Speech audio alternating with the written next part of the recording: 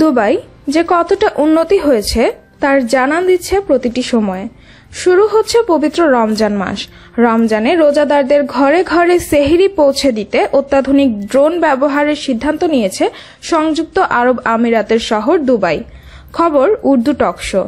একটি আন্তর্জাতিক সংবাদ সংস্থা সূত্রে জানা গেছে, দুবাইয়ে এক বেসরকারি কোম্পানি শহরের নাগরিকদের ভোর রাতে ঘরে ঘরে সেহরি পৌঁছে দিতে ড্রোন ব্যবহার করবে বলে ঠিক করেছে।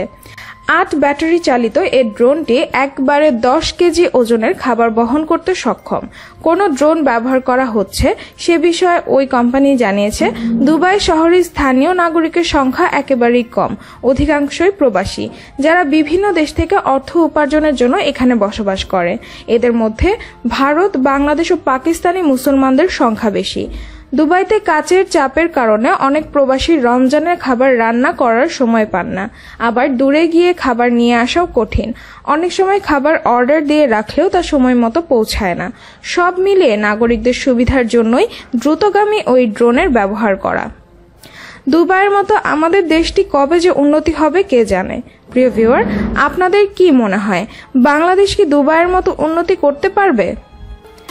আরও এমন নিত্য নতুন তথ্য জানতে আমাদের চ্যানেলের সাথেই থাকুন। আর হ্যাঁ, আমাদের চ্যানেলটি যদি সাবস্ক্রাইব না করা থাকে তাহলে এখনই সাবস্ক্রাইব বাটনে ক্লিক করে সাবস্ক্রাইব করে ফেলুন।